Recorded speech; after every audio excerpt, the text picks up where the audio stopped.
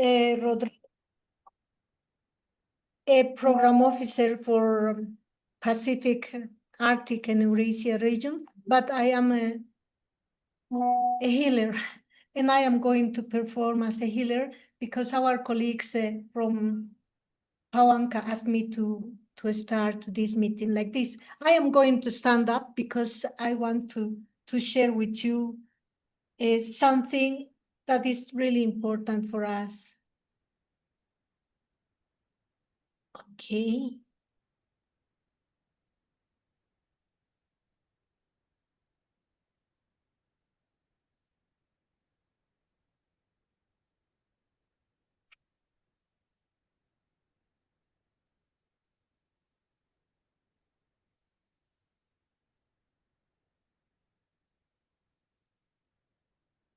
Okay. We are starting now with the power of the wind. It is said and it is told to us that when the universe was started, the time started, and the time started with the wind, with the air. The air is related also to the languages, to all the languages that we are talking. The air is also related with the first breath that we have, and it is related with the last breath that we have when we are passing away. That is why that the air is very important. Now I would like to ask the spirits of the earth, the sun, the spirits of the universe, the spirits of our ancestors to be with us, to talk beautiful words, to talk words for peace, to talk words that come from our heart, to talk that we are a family in this planet. And I would like to ask you, please, just for 30 seconds, I'm going to tell you, you can close your eyes and please breathe. Breathe.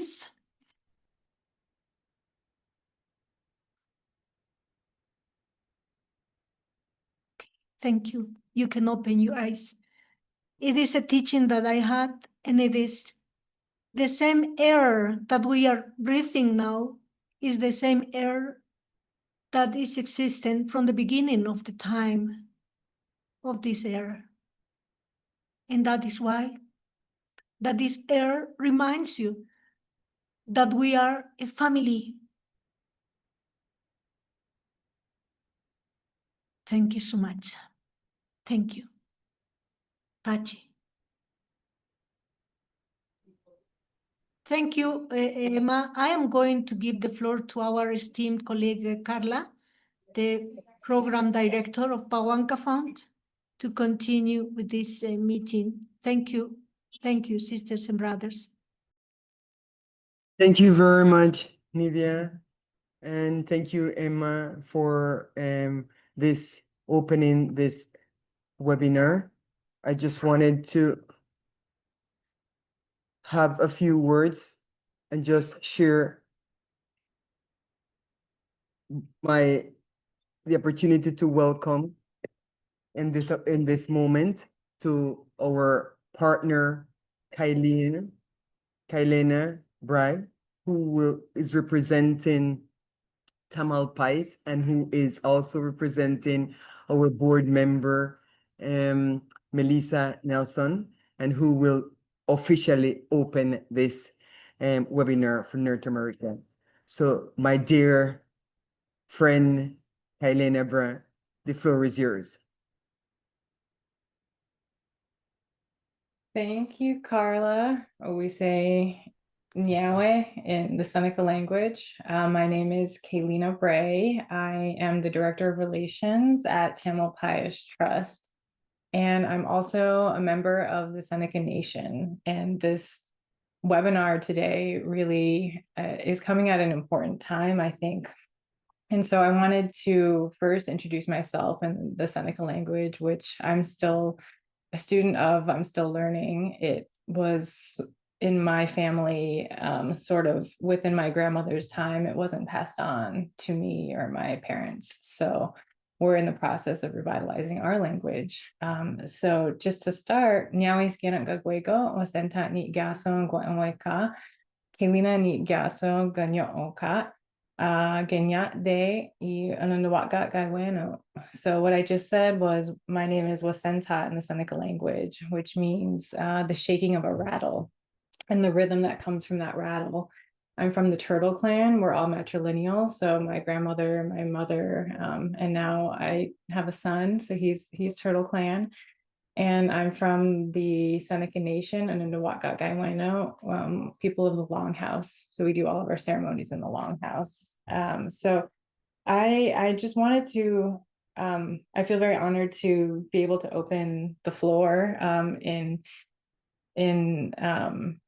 my colleague, my sister, Melissa Nelson, who is sorry she wasn't able to be here today, gave me this opportunity. So I'm very thankful.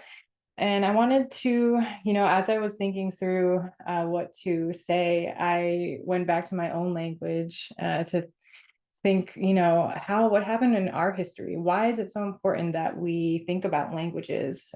We know that they are living for our people. We had boarding schools around the 1850s. Indian boarding schools happened in the United States.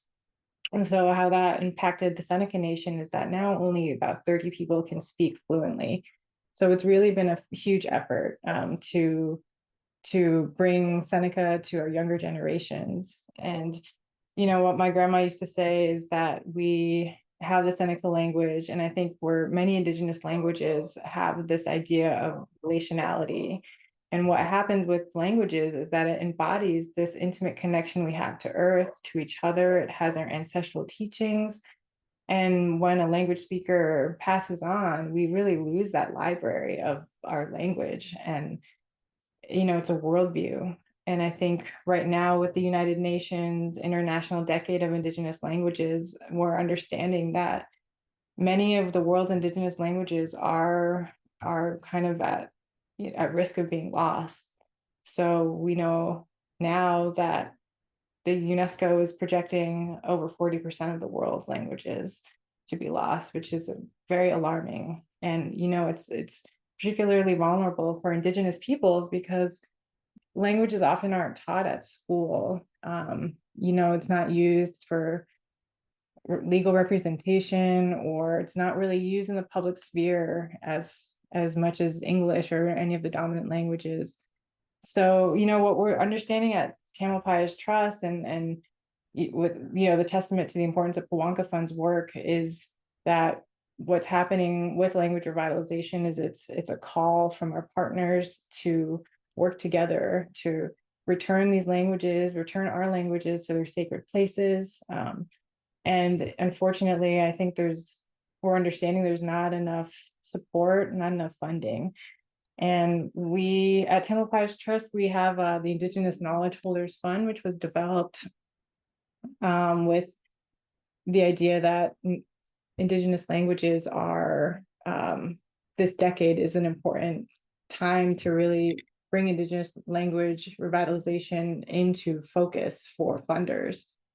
And we're seeing a lot of successes that we can celebrate. And, there's methodologies that come from teachings that are coming, from the ground, from immersion schools, from language programs. And a big tie to that is kind of relating back to our lands. So a big land back connection is going on here.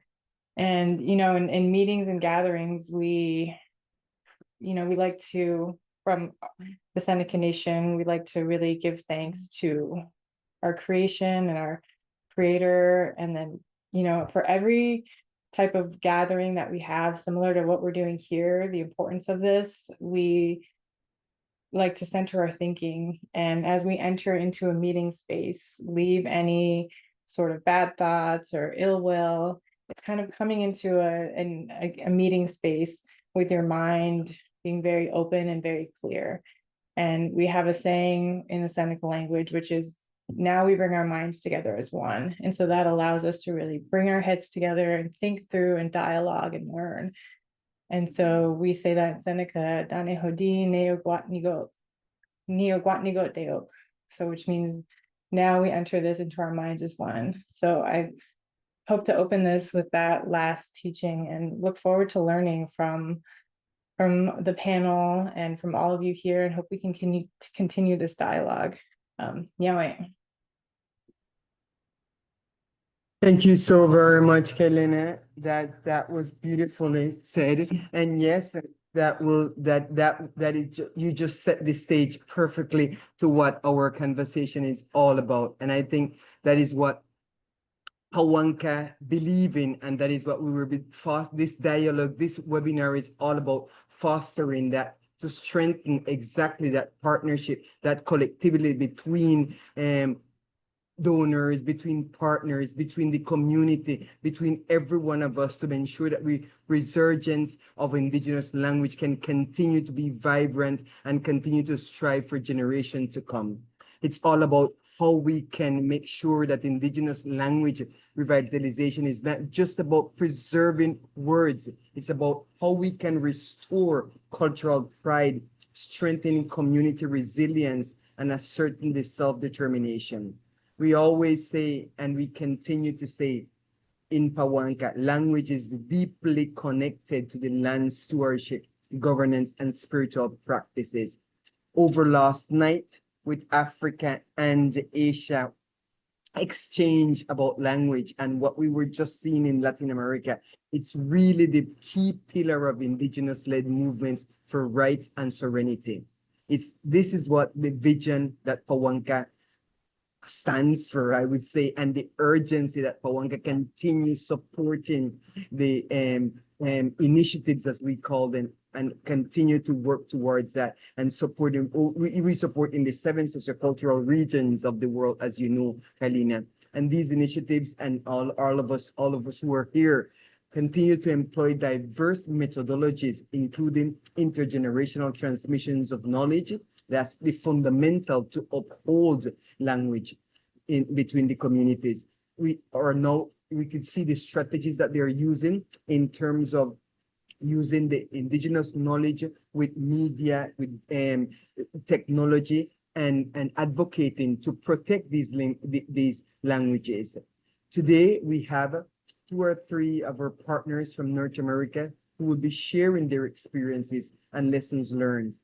And in Pawanka, we call them themes, but we also call them entry points, because for us, that's what it is.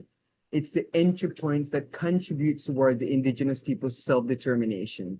So we are so honored to have you here, and we welcome you. And I won't even repeat, because Kailina beautifully set the stage about how much of this, if we don't do it, it will be extinct. If we don't practice it, if we don't use it, how much of this will be learned. She even shared her own experience of one of, from her own parents, her own culture. And so we know this by first hand. If we don't use and practice this, we will lose the languages. So this is something that we know for first hand, and we try to practice it. We try to continue to support it, and Pawanka does that. So the heart of language, as we continue to say in Pawanka, is to revitalize it, is to ensure that it never become extinct, and that it aims to ensure that their language will be passed on to the next generation. So without further ado, we want to welcome our first speaker to this stage. And this is Emmy. Emmy, Emmy has her many horses, is Michelle, and I can't say her name, I'm so sorry. Citizens of Rosebud, is the Director of Lakota Language and Education at Thunder Valley CDC. Emmy is a second language learner with passion for supporting future generation of Lakota speakers. She's an educator, author, auntie, and disability advocate. Emmy and her husband, David, live in Pine Ridge with their bulldogs. Emmy, dear, sorry for not saying your name properly. I welcome you to the stage. Thank you so very much for being here. Thank you, Carla. So, ishke wa chiankapi, emi hermeni horses mashad machapi ksto, lokotiapi wo echu wa ianka ki. Sorry, I forget how to speak when I get in front of people. I get nervous. Lokotiapi wo echu wa iankia hemacha, omakawaji ekta wa kian opa el wawashi e chamuye. Ate wayeki Randy hermeni horses chiapi, ina wayeki Lucy rifle chiapi. Si chanchu na ogla lakota hemacha, si chanchu oyanke emataha na si chanchu lakota oyate elmawapitka wana Pine Ridge elwati. Hi everyone, my name is Emmy Hermeni Horses Mashad. I am the Director of Lakota Language and Education at Thunder Valley. I've been here for a little over a year. My parents are Randy Hermeni Horses and Lucy Rifle. And I am si chanchu and ogla Lakota. I'm a citizen of and was raised on the Rosebud Reservation, which is the Sichanchu Oyate. And I now live in Pine Ridge, which is where Thunder Valley is located. I want to share a little bit about our program and how we're really looking at these multi-generational approaches in how we do our work. When we're talking about language revitalization, we have to think about the many different layers in which our children and our families need that support. We have to think about how we're also partnering with fluent speakers and learning from that without creating our own barriers, without breaking down these traditional structures that have existed for our people for millennia. And so I'm going to start by sharing a little bit about our program with youth. So we have a Montessori program here where we have a 7-month-old as our youngest, and I believe an 8-year-old as our oldest. And we chose the Montessori approach because it has a clear alignment to Lakota values and life ways. It helps us to bring our understanding of the world into this educational system. I personally grew up attending a public school on my reservation. This system, while it has prepared me for adulthood, it has also broken down so many pieces within me, which we don't want to do to our children. We want to raise confident Lakota children who get to be all of who they are every single day. And so Montessori allows us to really think about those different ways in which our children exist and not cookie cuttering systems that were created to destroy us, created to destroy our individuality and who we are as Native people, created to remove language, remove culture from those classrooms with these very strict boxes that we have to live within our educational system today. And so that's how we approach our education with our children. And then stepping beyond that, we really have to think about partnership on many different levels, because when we're revitalizing our languages, we're not just teaching our children, we're thinking about our community at large. So we have very clear partnerships when we think about the ways in which we approach our work coming from an office space into classrooms, but we also have this beautiful partnership with our elders. Every year, we host what we call an elder retreat with Lakota speakers, with Lakota culture bearers, with experts about what it means to be Lakota. And they would never call themselves that, but for me, with being a second language learner and growing up in the world today, there's a lot that I have had to miss out on just because of how the world operates, how assimilation has operated, and how that has removed so much from our communities. And so we work with these elders to help determine what our standards need to be for our children beyond what Western educational standards are, but how do we help them to grow up knowing who they are as Lakota people? What do they need to know at these different stages of life based on what those elders experienced themselves with their grandparents and great-grandparents, and that knowledge passed down from generation to generation. The next area of partnership, and this is very much a baby, a newborn, is a Lakota Immersion School Network that we are beginning to form with other Lakota immersion schools, so that we're not constantly recreating the wheel and putting so much energy towards developing systems that maybe someone else is doing beautifully in their community. If there are resources that we know we need to put money into, but we don't have the capacity or the finances, how are we partnering with these other schools that already have those resources and are benefiting their children?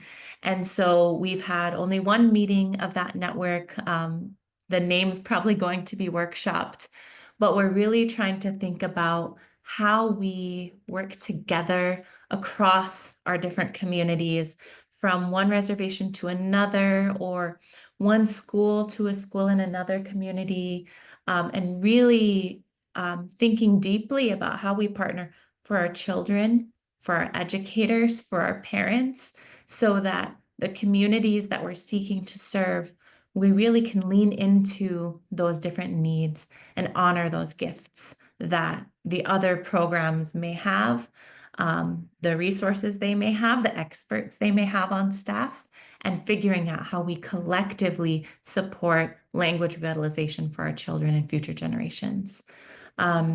We also have parent partnerships where we work with parents directly around language learning, around cultural teachings that we want to pass down to our children, and other resources.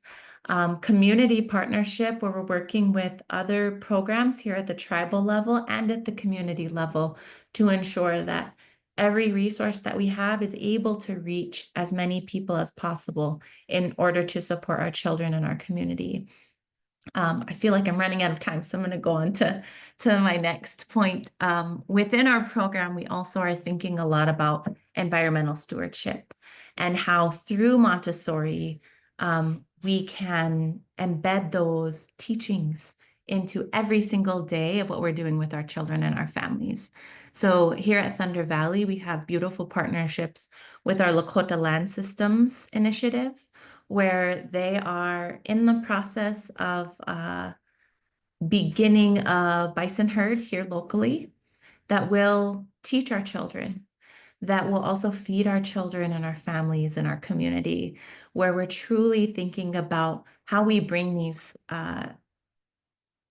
systems of foodways back into our classrooms, but also what is the bison doing for our land?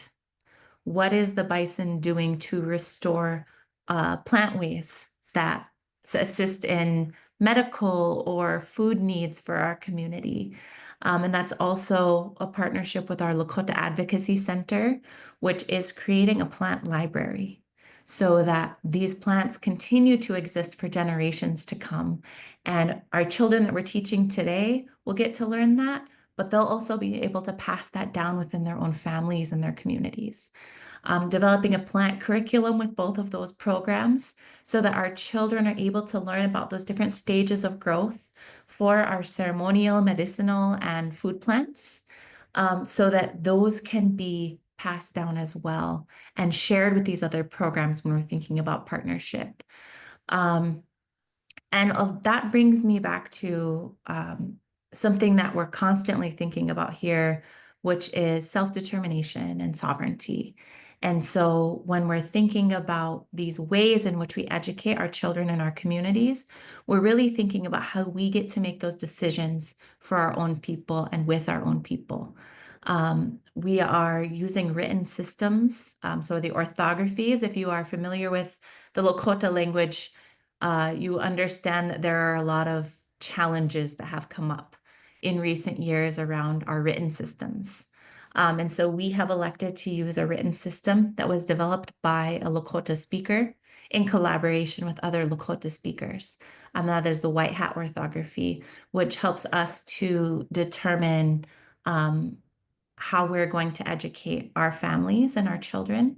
It helps us to make those decisions where our elders understand and feel confident in the intentionality behind the creation of those systems. It helps us to also recognize the elders that have passed that knowledge on down to us by utilizing resources that were developed by our own people. We are making those determinations for ourselves, but also recognizing that other systems and schools may use something different, and that is okay, because our primary goal is to get children and families speaking and passing on our language and life ways. And so while we've made that determination for ourselves and our community here, we're also recognizing kind of those complexities that have been handed to us as a result of colonization. So also recognizing and honoring and having compassion for these different systems that do exist, and recognizing that every community has different needs, and this is what we felt was appropriate for our children in how we're moving forward around self-determination and sovereignty and making those decisions for our own people. And so we have this huge gamut of services and areas that we work within, but really thinking about how we embed all of that into all of our programs for our children and our families, and how important it is for us to see and build all of those connections into what we're doing every single day. So pila mayaye for having me here today. I'm very grateful to be able to be here and share space with all of you. And if you're ever in South Dakota, I welcome you, invite you to please stop by Thunder Valley and connect with us. Come see the beautiful work that we're doing with our children and our families to revitalize our language. Thank you so much, Emmy. That was really nice. And we have only 2 speakers because the other ones canceled last minute. So your time, you wasn't taking up any time at all. So thank you so very much. The last speaker for today, and then we'll open it up for questions. So please just keep your comments, observation for Emmy. If you have it, write it down so you don't forget, because I have a lot to ask, but I will just keep it until Yuka speak. So we will have our next speaker is Yuka Unwiluk. She is the chair of the Kaluk Committee, Language and Culture Revitalization Committee, and facilitator of the Abuzi Language Learning Group in Gambell, Alaska. She's originally from Japan and has lived in Gambell for 27 years. She's also a mental health aide and works at the clinic in Gambell. She recently graduated with a master's degree in social work and is transitioning into a mental health clinic role. Thank you, Yika and Susan, to be here. You have the floor. Thank you. I don't think Susan is with us this morning. Yes, I realize that, but it's okay. You're here. Thank you. Susan is a board member of Native Village of Gamble, our tribal office. I'm chair of Galugo Committee. It is to revitalize our language and culture. I live in Gamble, St. Lawrence Island. We are St. Lawrence Island Yupik. I'm adopted member of Native Village of Gamble. Galugo Committee was organized in 2017 to revitalize our language and culture. And from that committee, we started language learning group in 2022. I facilitate that group, and we've been meeting weekly.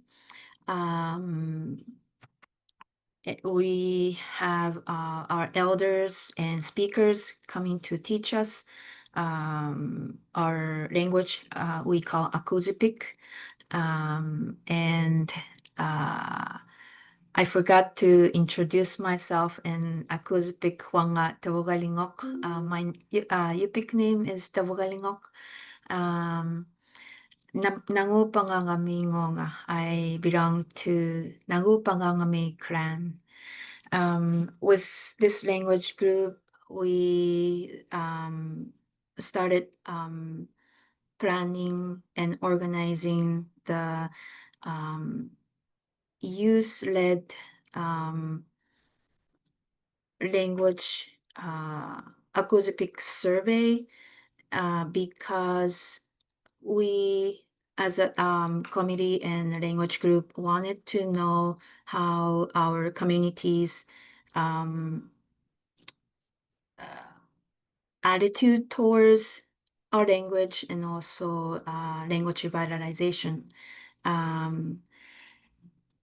Based on our observation in our community, there are so many concern about language loss. But when we try to initiate event or even the language group, we don't have many participation as much as we want. So we wanted to see how our community's attitudes are. And the reason we asked our youth to lead this project was to empower our youth, because our youth is our hope that keeping our language and culture to the next generation. They did great with this project. We had a workshop with them and talk about language revitalization, and they came up with their own survey questions, and they did the surveys themselves. With that project, we also worked with ArcNav research team who been coming to Gamble and working with the community. And the ArcNav team brought member of Usinich from British Columbia, and also Yuchi House from Oklahoma. We also had a person, Inupiaq person who is attending this webinar today, Priscilla from Point Hope, Alaska, and also from Iteliment people originally from Kamchatka, Tatiana, who is also joining this webinar. They came and show the community how their immersion program has been. Oh, thank you for the slide.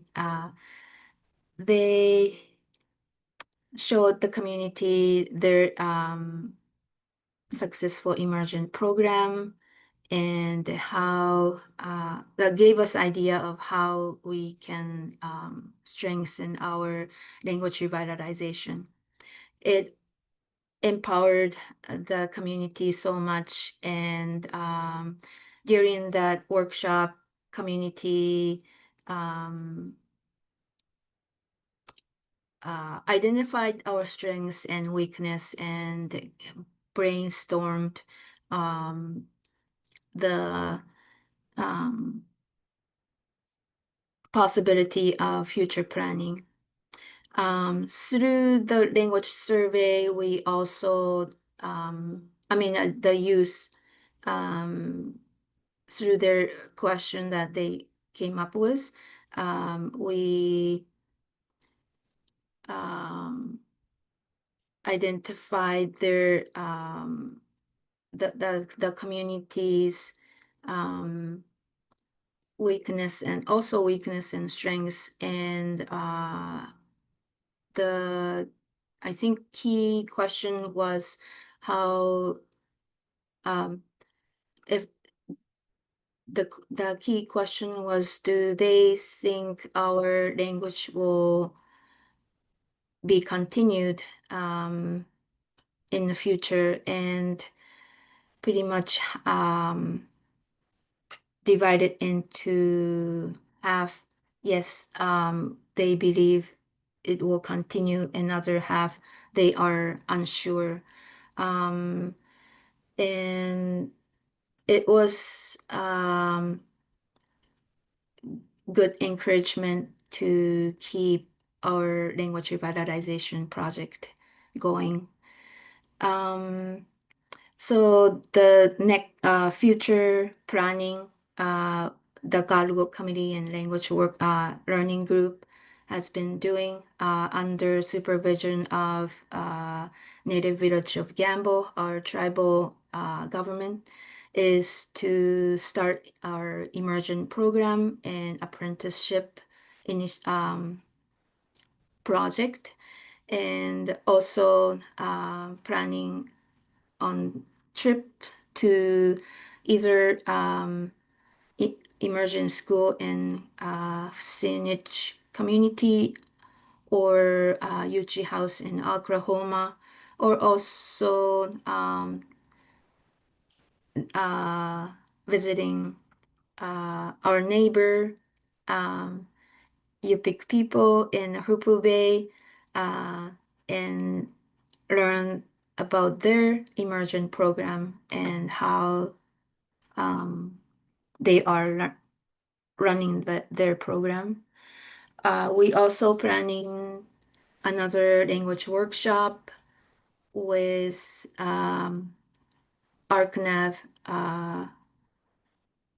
team, which is transitioning to action team. But we are hoping to create this acoustic workshop into annual and strengthen our annual Yupik Days that is happening every year in the school. I think that's all I have for now. I wonder if Priscilla or Tatiana would like to share more or add something.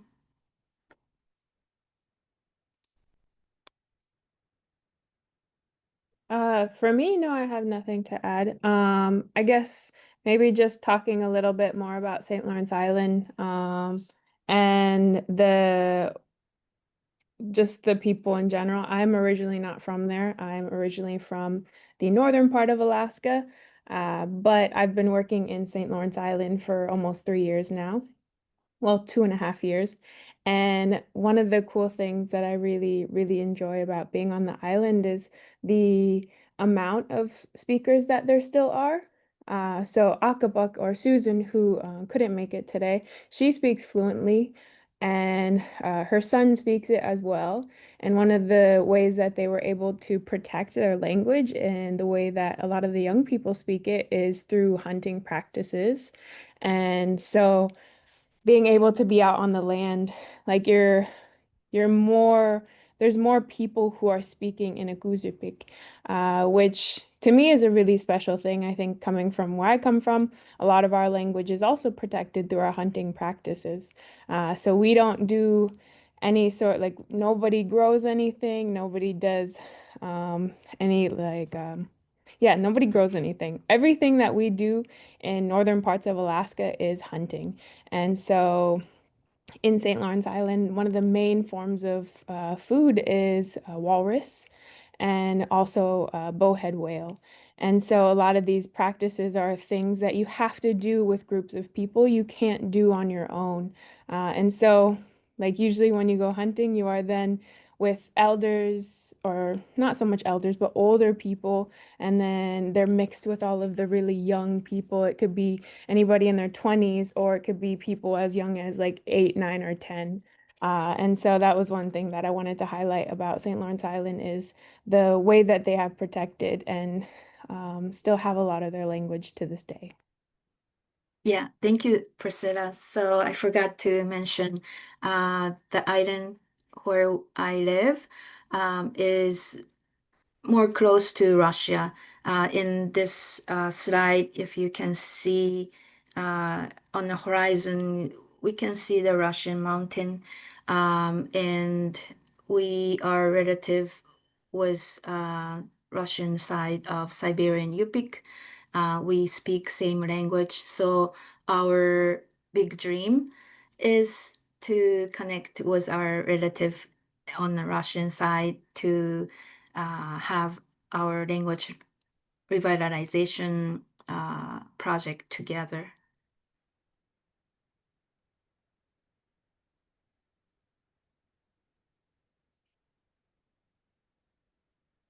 I'd like to add too. Yes, please.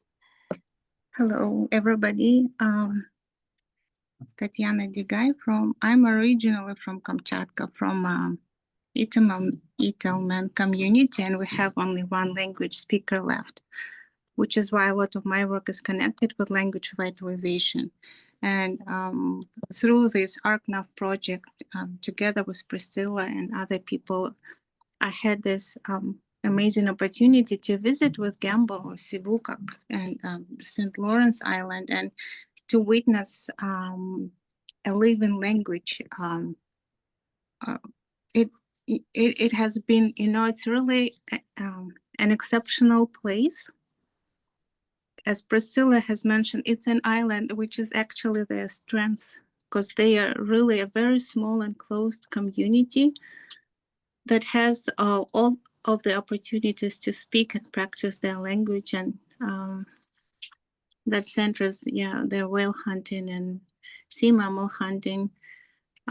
We got stuck. So to get to Gamble, you need to go to Anchorage and then to Nome, and then fly out to St. Lawrence Island. And so during our travel to Gamble, it's quite frequently that you get stuck actually in Nome, waiting for the weather. And that's what my first, encounter with Akuzipik was, that people who were also stuck with us in that airport, like for several days, were whalers, and they were speaking their language all the time. And I've never heard this before, in the other indigenous settings. So this really inspired to support language revitalization within Sibuka, because despite the fact that they have many speakers, they still practice it while hunting. What I noticed working with children at school there, the language is not as frequently used, which seems to be, an urgent action to do, is actually bring it to the children, as all of us know. So hopefully what Yuka is doing will really be successful, and we will support this work, continue supporting this work. Thank you. Thank you.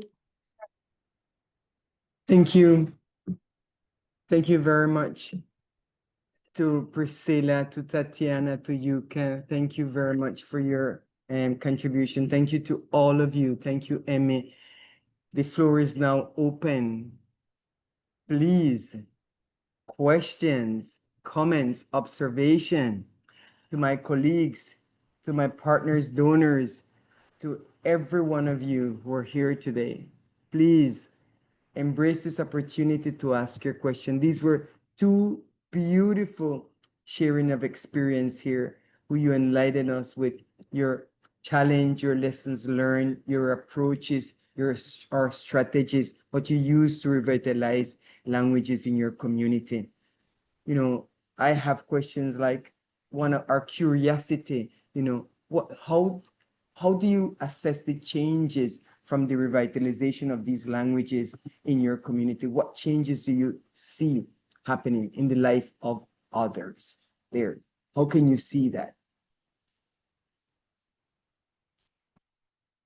Any one of you, you know, who presented it, or is it notable, you know, the community, because if we speak and we always say, you know, language is our identity. And if we are revitalizing language within the community, how do you assess and how do you see those changes? I can go first. Please. So with some of our funding for our program, we do have to do a formal assessment, which is asking kids questions, having them answer. And I have complicated feelings about those kinds of assessments, having been an educator. That's not always our best way of assessing children. And so through Montessori, a part of that is observation. And my favorite form of assessment is those conversations with parents that we have when kids go home with their families who may not speak Lakota, but they're on their own learning journeys. And so then you hear, oh, my child wanted to know how to say this in Lakota, and they were saying, Mom, how do I say this in Lakota? And their parent may not be able to answer them, but that's showing just such an interest in learning, showing such an interest in wanting to know how to make all of these connections from their daily life to our language. And so while sometimes at school they only want to speak in English when we're speaking in Lakota, they're going home and trying to build these connections themselves. They are looking for those resources on their own. When they're on their tablets, they're trying to find people speaking Lakota on YouTube. They're trying to find the apps that speak Lakota with them, or they can play games in Lakota. And so that for me is probably the most beautiful part of assessing. Some of that anecdotal data, just getting that from the community that, oh, I saw this kid and they were speaking in Lakota, or they'll come up and say hello and refer to us by the terms that we use relational to our students outside of school and in other parts of the community, where we see that drive and that interest coming directly from our children and our families for where Lakota is permeating behind our small community here. Absolutely. And that is similar to what, an experience that I had visiting a community after being here. And I was walking through and I forgot to say, I just walked directly in. It was an emergency and I was going in to the hospital, and I entered and I forgot to say good evening to the lady who was at the door because I was going in, and she stopped me. She said, good evening. I said, I'm sorry, Mom, good evening. Don't forget where you are. You have to say good evening when you enter.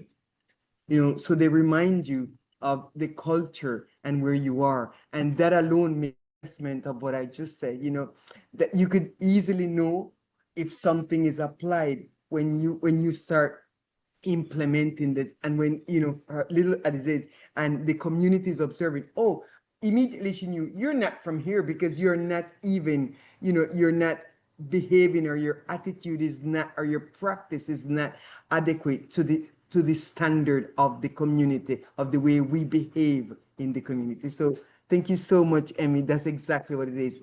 Emma, you have your hands up. You wanted to say something? Yes, Carla, I'm sorry. I have a question, but first I would like to read this comment from Tom Simpson. Thank you, thank you all for this webinar. I would like to ask of the three panelists, how have you navigated the tension between oral tradition and the need for documentation or digitalization?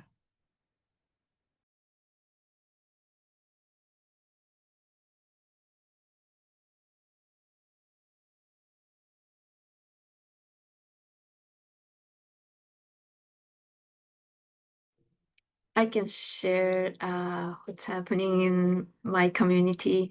So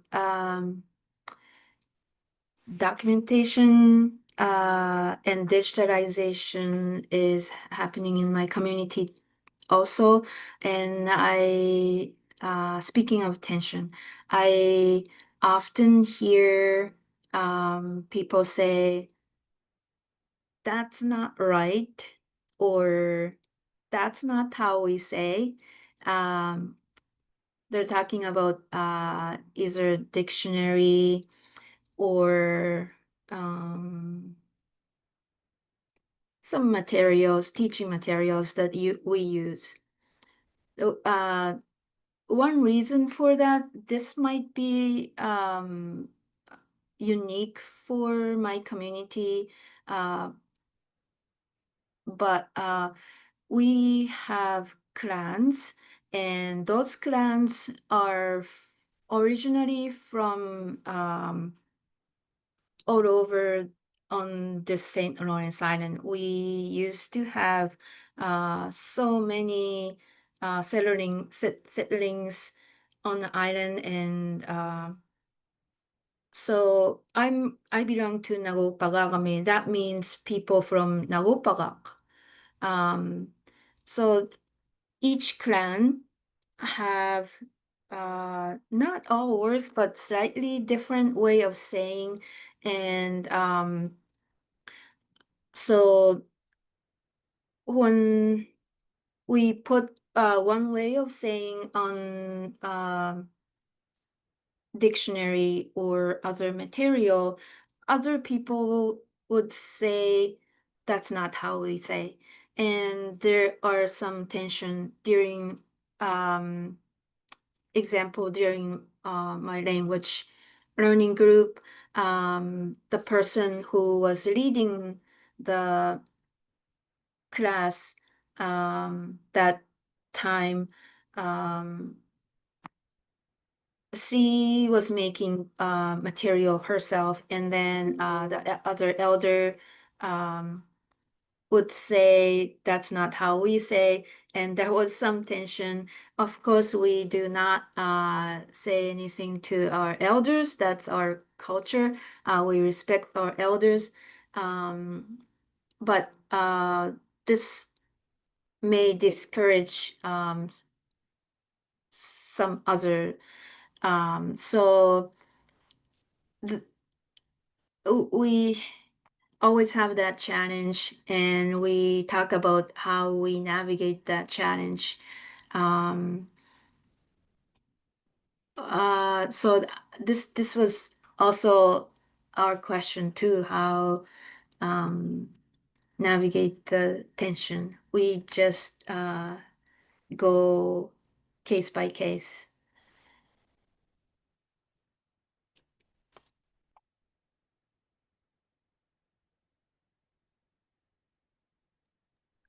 Thank you very much. Is there any question? I can offer an answer there for how we Absolutely. navigate this as well. And then my colleague Edna will take it over from there. Thank you so much. Go ahead. So this is a very difficult line to walk, again, because of those intergenerational protocols for how we engage with our elders. And I have had to figure out how to walk this line very carefully, because I was raised with those teachings around how we engage with our elders as well. recognizing that there's so much that I don't know.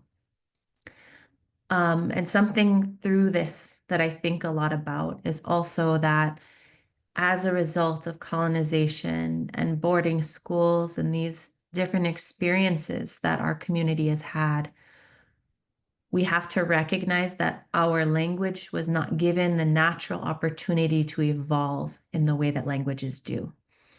And so when we're thinking about oral traditions, a lot of that wasn't given that opportunity to evolve naturally. And so we're having to carefully approach these challenges that we experience when it comes to those oral traditions, that documentation, and that digitalization. But we also live in a very different world where we have to think intentionally about how we make those determinations. And so right now, not just with documentation and digitalization, but we're also thinking about AI and these different digital tools that could have implications on our languages and our communities. And so an approach that we have taken is to really think about what data sovereignty looks like for our individual community and how we honor our elders and our knowledge keepers who are sharing that knowledge. We partner with other organizations that do that documentation piece of it, who work with us to ensure that we are doing that in a way that is scientific in how documentation can occur, but also is going to respect our boundaries. If I say, no, that doesn't work for us, they're going to honor that and recognize that our community knows what our community needs, but they are a resource and a support for what we are trying to do here. And so it's a lot of also me being ready to be scolded by our elders and recognizing that in my role, I have to accept those scoldings because I am doing the best that I can with the knowledge that I have, but that those elders carry teachings and knowledge that I have not yet had the opportunity to obtain because of my age, because of my experience. And so recognizing that we're going to misstep, but we're doing so with the best intentions that we can, and listening and truly being thoughtful and listening to what the elders are sharing with us about the missteps that we may take as we are developing these systems.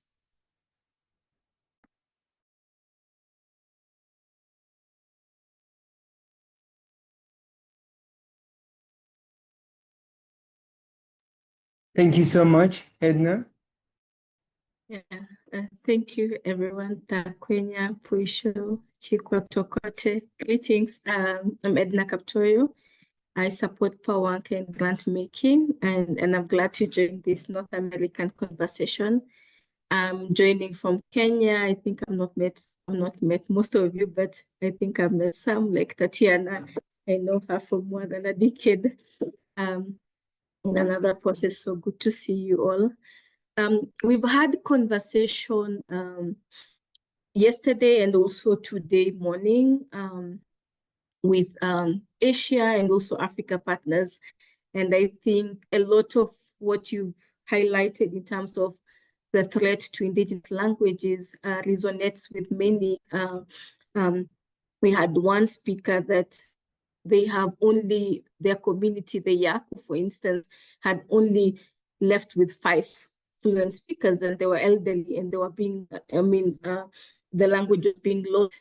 But with their own initiative, also with support with Pawanka and other actors, they've been able to have at least different levels of language revitalization, targeting the young, the elderly, the different levels, generations.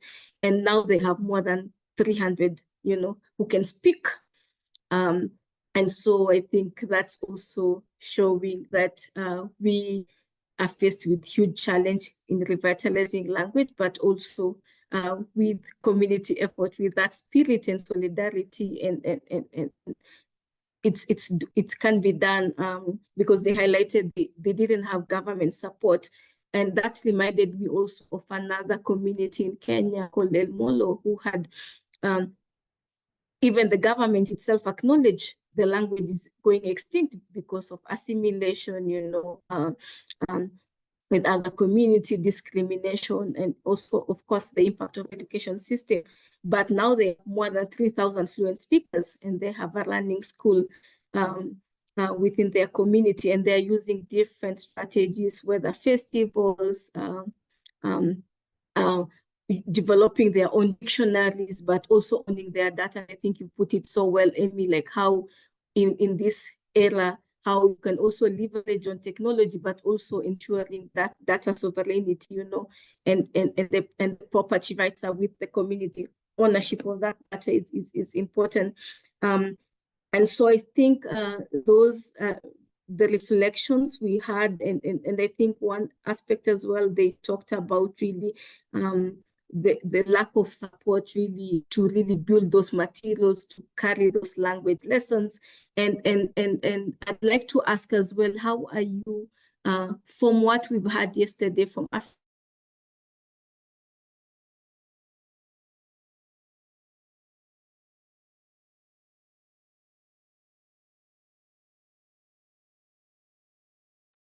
I think we lost Edna a little bit. Let's wait. But I would like If you can to. get me. Edna, you're here? Go ahead. Yeah, apologies. I think we're in this part of the world with rainfall and connection is difficult. So my question was, how are you leveraging on parents? Because parents can help also when they learn the language, and also they keep the conversation at the household level to help perpetuate the language, and revitalization.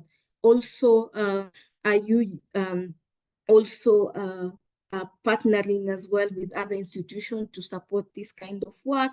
And in what ways do you think also Indigenous people can really collaborate beyond even North America region, collaborate with others to strengthen language revitalization, but also what kind of policy or legislative efforts can we really do to support language revitalization? Thank you.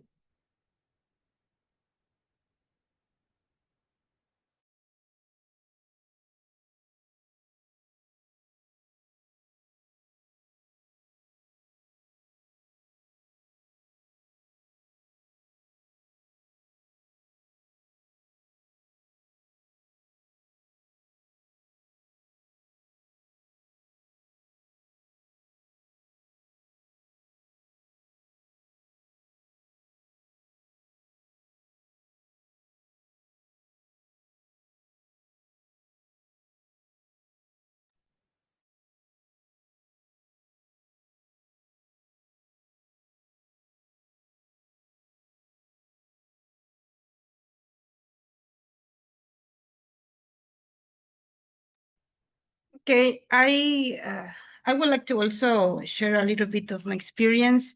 I am Mayan, I told you before, but the situation for indigenous languages here, it's happening in all our countries, but a complete denial existence that we are here in Mexico. In Mexico, we have more than 350 languages, only languages, because even the indigenous people are less than the languages. But for me, see that in my case, I have to learn a second language. And also because in Mexican education really forces first to speak Spanish at the beginning in the kindergarten, and do not let us practice our indigenous languages at school, even right now. And when we are in the high school and in the next level, they push us to learn English. But there is no any way that there's no any support that we can also use our languages. In the case for me, the most important, part of that we don't have the opportunity to use our languages in different areas is because there's a constant deny that our identity. And this is the base for us as indigenous people. And if we are not working on strengthening our own identity, we at the end we do not know who we are.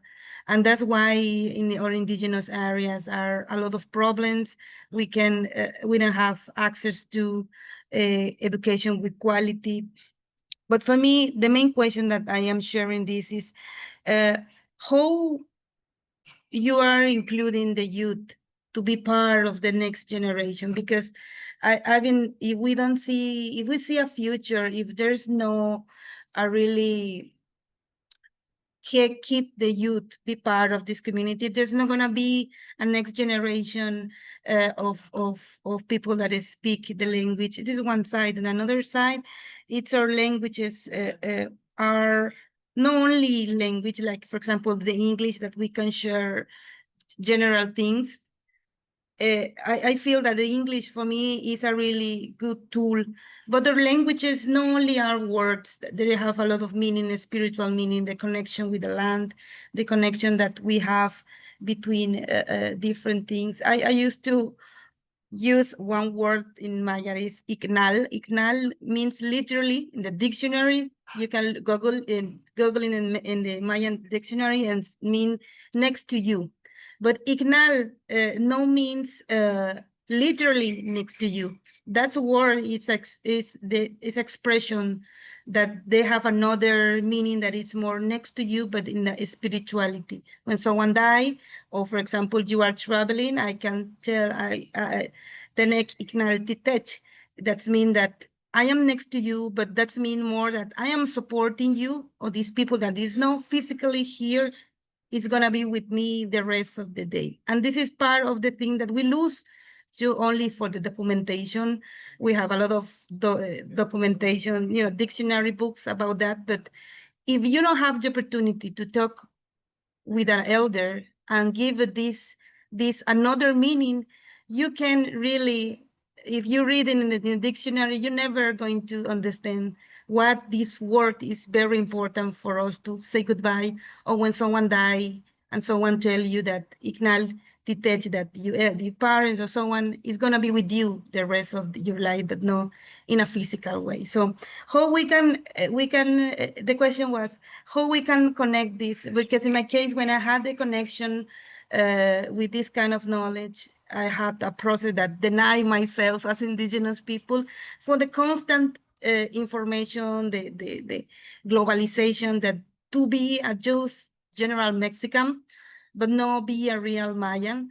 In the process of my life, when I was in the youth, when another Mayan come to me and make me understand a little bit more about my identity, make a change in my side to really focus on this thing, on the languages in my identity.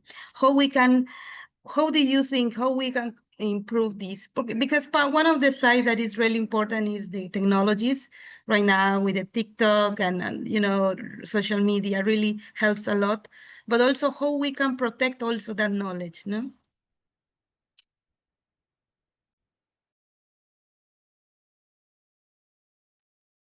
I think this for me, and I think we are very privileged, even though we have fewer fluent speakers than I think we'd hope.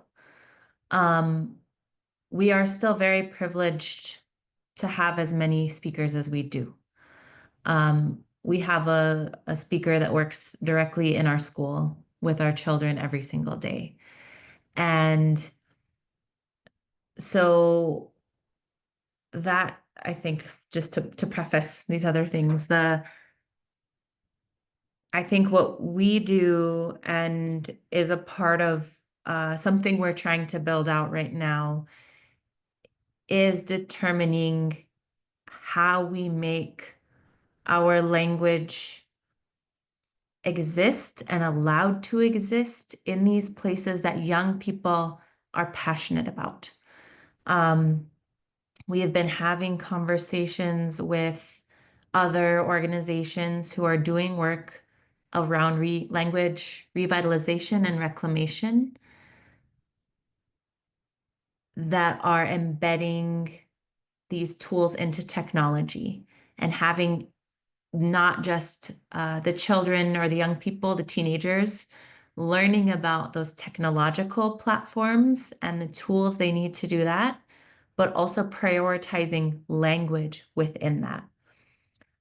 One of our schools that's a part of the network has different internships in different interest areas of their students, where their high schoolers, we don't have a high school quite yet, but at this other school, they have a high school where they're learning Lakota. And they are embedding Lakota language into every single interest area of their students, their youth.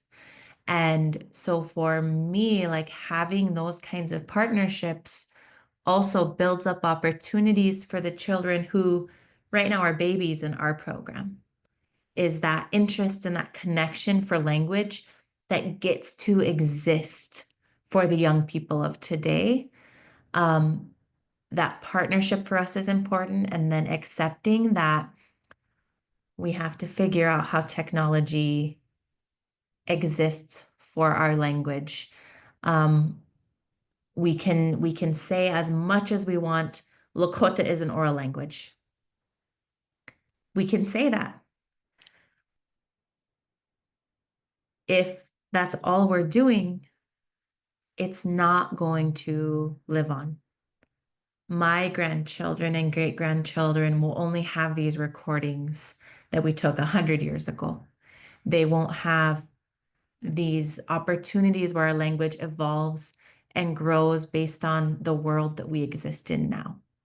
And so I think and this is, again, where sometimes I make those missteps, but finding that balance and that relationship between how we integrate these other technological platforms into things that are going to help our languages and interest our young people. Because another barrier that we face is that, again, while we are blessed to have the fluent speakers we have, we need new fluent speakers. We need younger people learning the language. We need teachers who can teach in the language for our languages to survive. And so we can say Lakota is an oral language, but unless everyone is speaking Lakota in their homes and in their community, that's not the reality. We need Lakota to be written. We need it to be in these technological tools. We need people to accept and acknowledge that there are different ways to say things and have the opportunities to record that in some way so that we can pass that on. And we're going to make mistakes, and we're going to have to figure it out. And some things may be lost, but some things may be gained. Some new words may be created as language evolves. And we have to accept some of those challenges and just say, okay, well, maybe this is what the children are supposed to be doing. Maybe the children creating this word is what was supposed to happen. And acknowledge that they are gifts to us as well.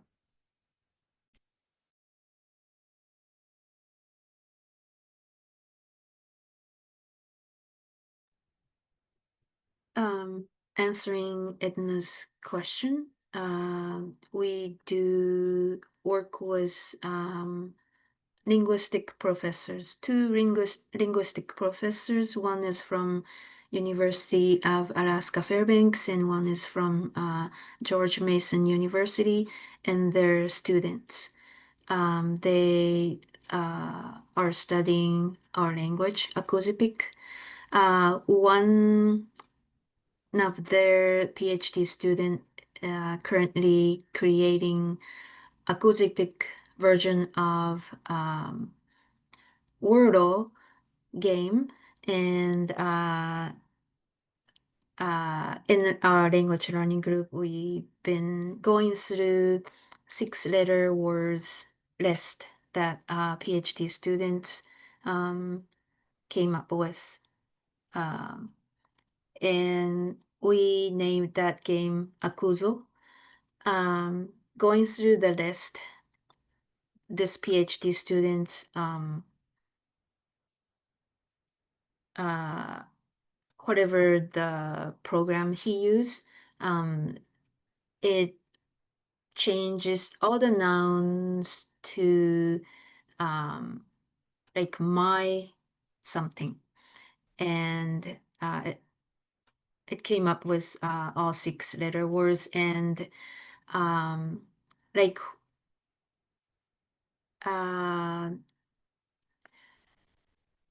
my, for example, in the list there was a word my water, and then our elder says we cannot say that, we don't own water. So like Emmy was saying earlier, we have to listen our elders and learn how our cultural view towards the world, and that's what we really want to pass on to our next generation. I just wanted to share. Thank you.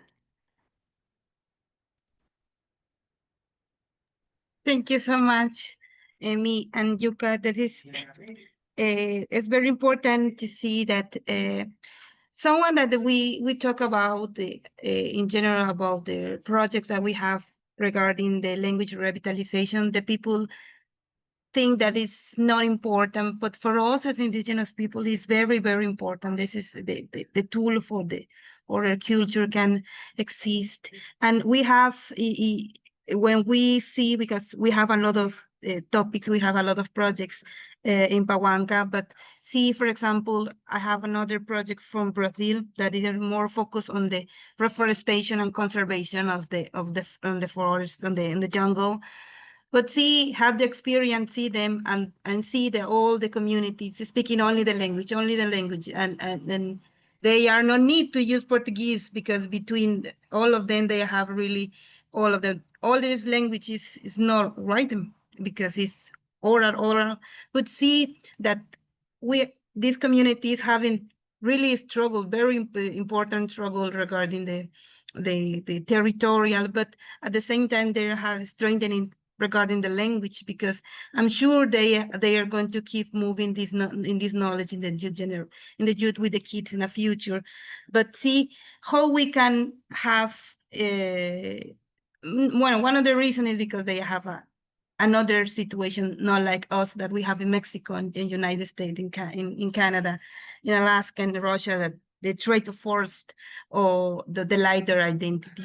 But see that we have different ways to rescue knowledge, and now we have the technology, but at the same time we need to protect them for another kind of use of our knowledge, like having all the time. But for us, is very important to see if we can improve together to learn about the different experience that we have in a different indigenous people. This is a really value for us. And I'm going to read one comment about Shelley Riley from Pueblo, Acoma, and Laguna. She is the Yacanal program. They have a really beautiful program that they are working in United States, in Mexico, and Guatemala. If not, I'm no did a mistake.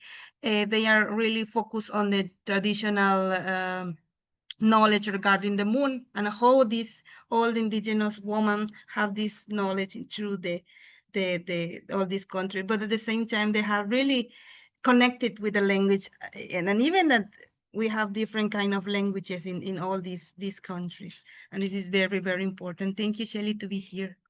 Tatiana, go ahead. Thank you, everybody, for sharing your thoughts and inspiration and experience. I just wanted to share a little bit about work with my language, though it's not North America, but I feel like it's relevant to the questions that were being asked today. So Itelmen language, again, we have one first language speaker left. And what people are doing is they kind of organize in small groups to relearn the language. And I personally take my own action and teach Itelmen language through Zoom.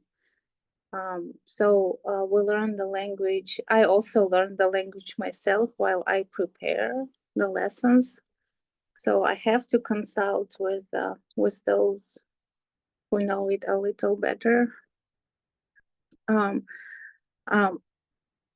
We also, Yuka mentioned that Akujipik, they really work closely with the linguists, and I really want to stress here that I feel like in language revitalization, we really need to be together. Community people, scholars, and hopefully policymakers too. We really need to use every possible way of bringing the indigenous languages forward. And with Itelmen language, what we did recently was actually creating a movie in the language, where we took the creation story, the story that talks about how that specific land in that specific place came to be. And we used string puppets to tell the story. And it turned out into this collaboration between linguists, anthropologists, people from the ground,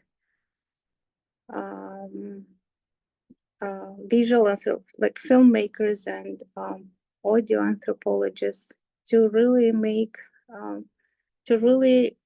create this story in a way that is interesting to everybody, and especially the youth, so that they, with technology, young people don't read as much anymore, and some of the stories are being forgotten because we don't really have elders to tell them.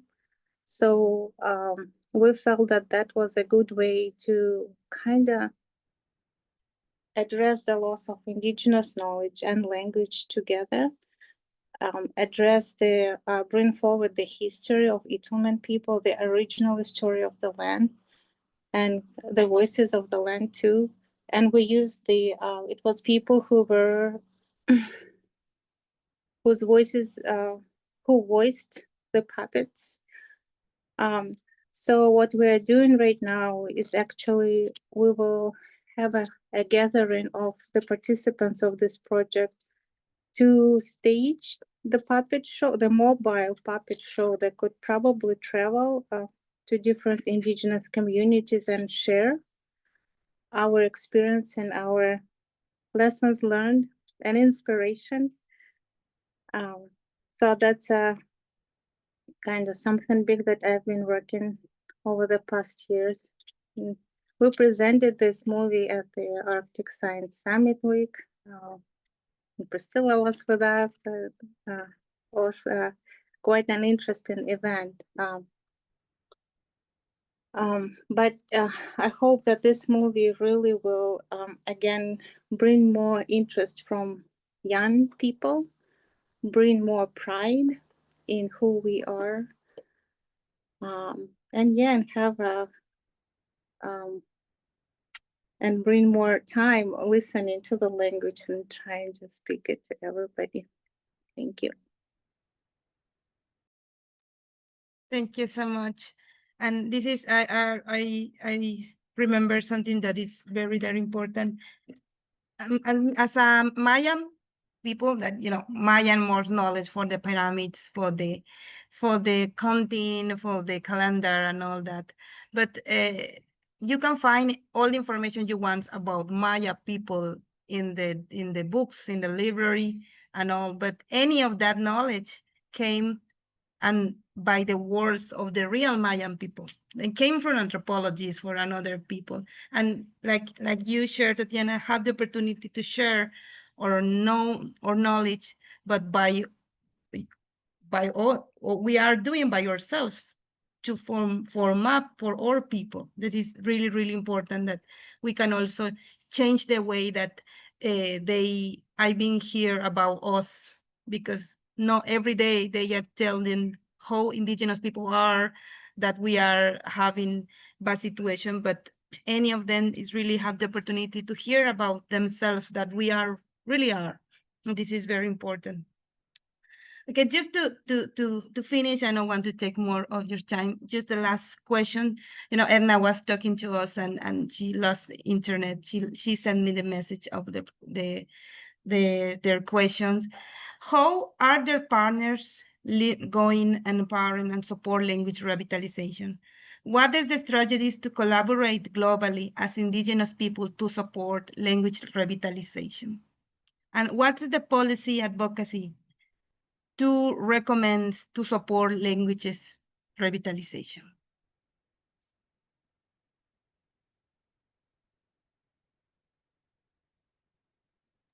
Can you put those in the chat, Emma? Yes. A lot of questions. I want to. Yeah. I know Edna was sharing with us and she just left that it's happened all the time. We are, Pawanka team are in or different countries all the time. Edna is the partnership PO for us, and she's part of very value for us, and I'm so happy that she's here right now. Yes, Tatiana, go ahead. So within the United Nations Permanent Forum on Indigenous Peoples, there is a Global Indigenous Languages Caucus, which usually meets prior to the Permanent Forum. And I think this could be a good platform to have more global gatherings and knowledge sharing and discussions around language revitalization. I also think that we do have academic conferences on language revitalizations, but I don't think we really have an Indigenous-led gathering.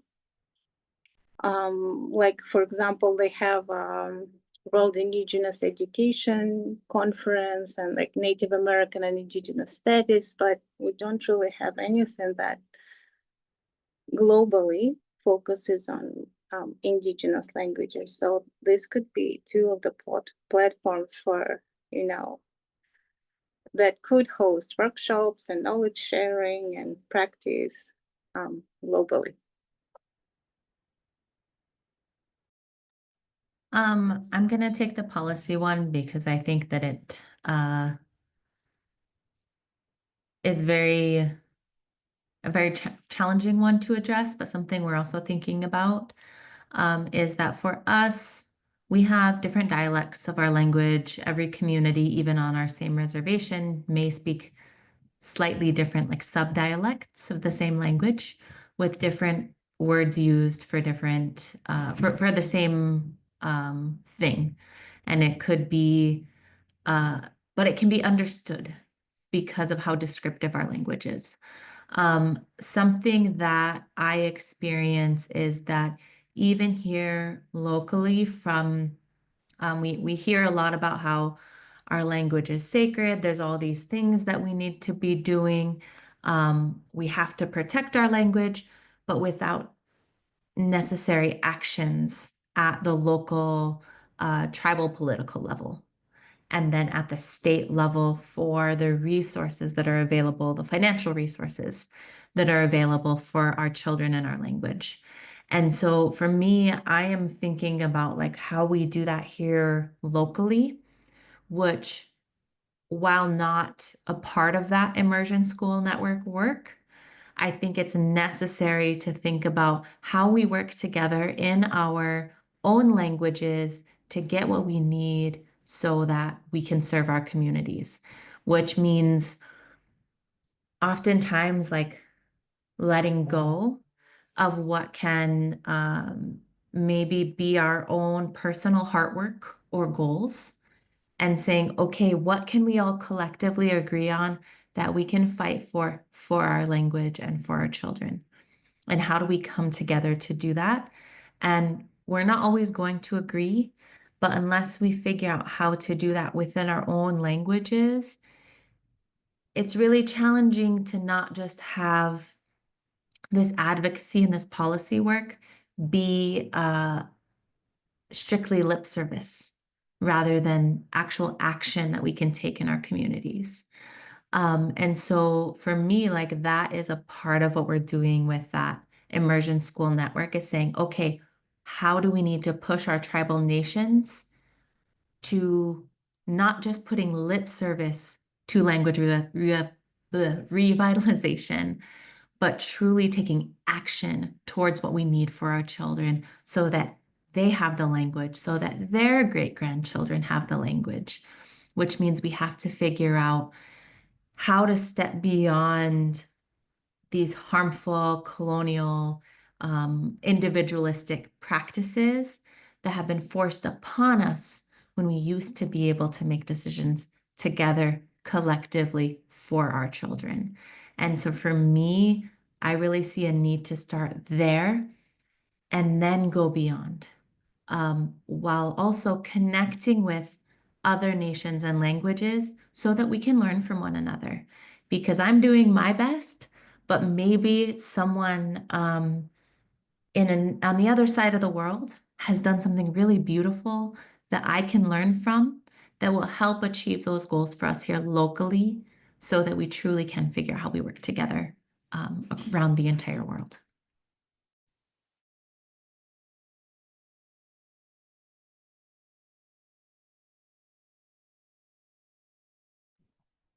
Thank you so much.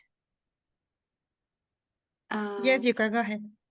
Okay, just answering about leveraging on parents. Our program is babies step still, and we haven't been able to work with parents as a community yet. So we're continually looking for funds to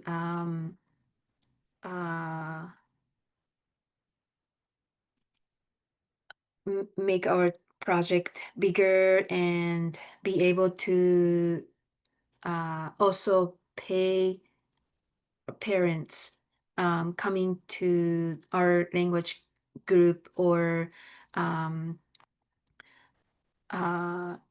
when we start Language Nest, be able to pay parents where not just babies or children, but also parents can come to learn and teach their children at the same time.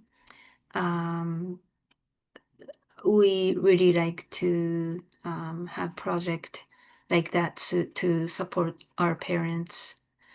About the policy advocacy, just locally, the Cargo Committee and Language Group worked with Native Village of Gambo, our tribal government, to create our language policy, and it was officially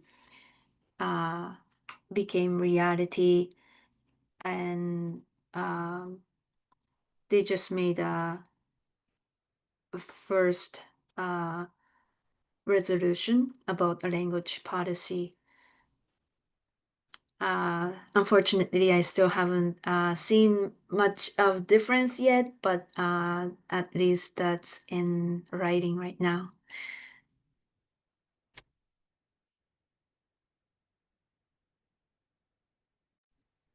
Can I Thank you add- so much.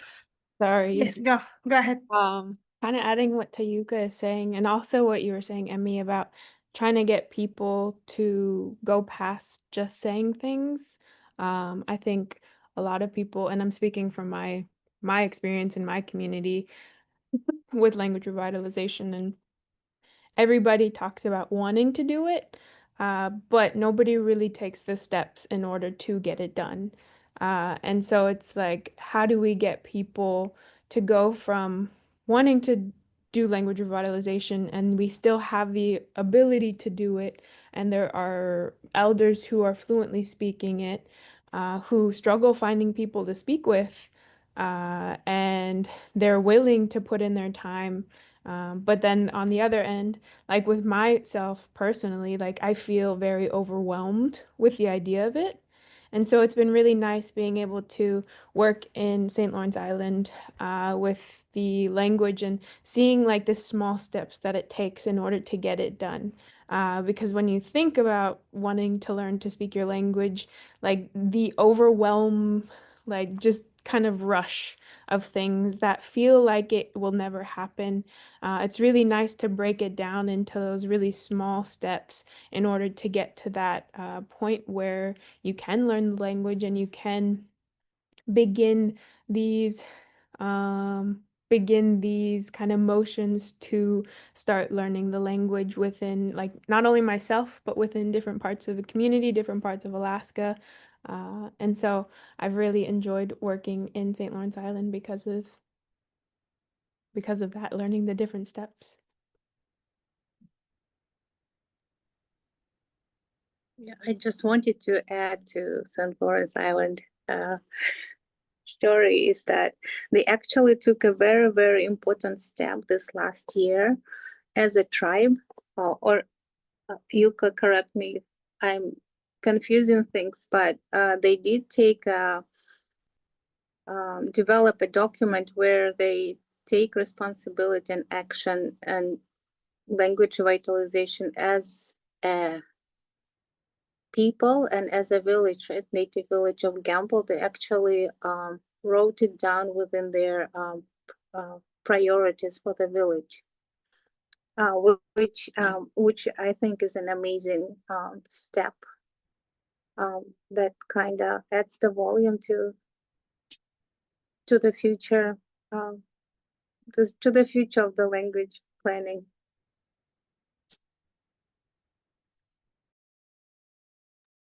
Thank you so much. And yes, for the future or language for a future or culture, I know this is something that is very motivating when we have this opportunity to share and hear to someone else that is doing the same, like those that are really focused, and see when the kids start to use more words. This is something that is a love that is not only that you feel in your heart, you feel in your soul that you are doing something different, and to see, hope in the future there's more people or she share this knowledge to another person. This is for me and for us the most valued or work that we have been doing. Now, I know that we are running out of time. I just want to give the word to our colleague Edna, just to give some remarks, and we can finish this session. I know my connection is unstable, but I hope you can hear me well. I just want to thank you for the conversation, but also we've learned a lot. I've learned a lot myself.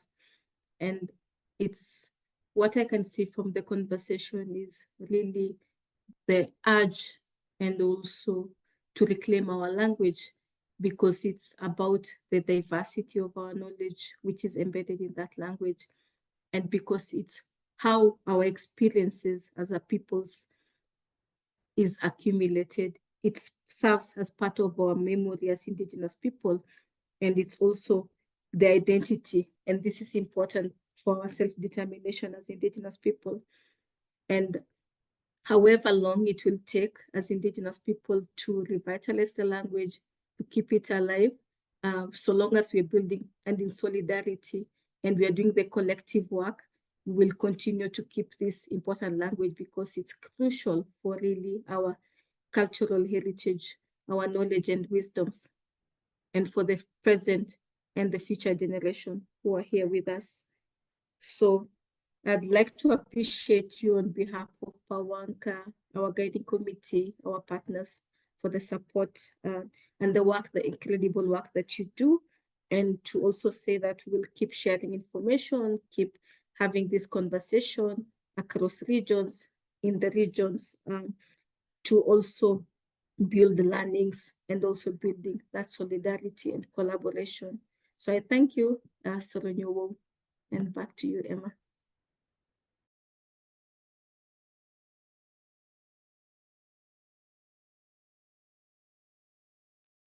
Thank you so much, Edna, for your words. And just to before to finish, I would like to ask to everyone to turn off your camera and take a picture together. Juan David?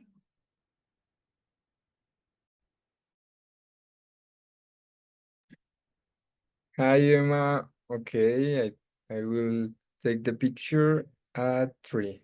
Okay, I think, or we can give some seconds to wait for the other participants to turn on the camera. I don't know if Carla is here to be at the photo. Well, I think she's not. Okay, I will take the picture in 3, 2, 1. Okay, and another one, 3, 2, 1. That's fine. Thank you. Thank you so much. Thank you so much, Juan David. And dear attendants, speakers, and all the Pawanka team, thank you so much for the great contribution in revitalization of indigenous languages and a great opportunity to share our experience around the globe. And this is very, very beautiful. We are going to have at the end, because Edna told us we have one exchange for Asia, one exchange for Africa, for Latin America, and this is for North America. And when we finish all this exchange, we are going to create a report, and of course, I'm going to share all of you to learn more about this, all process that we are supporting around the globe. Thank you so much. Nip ola titulakalesh.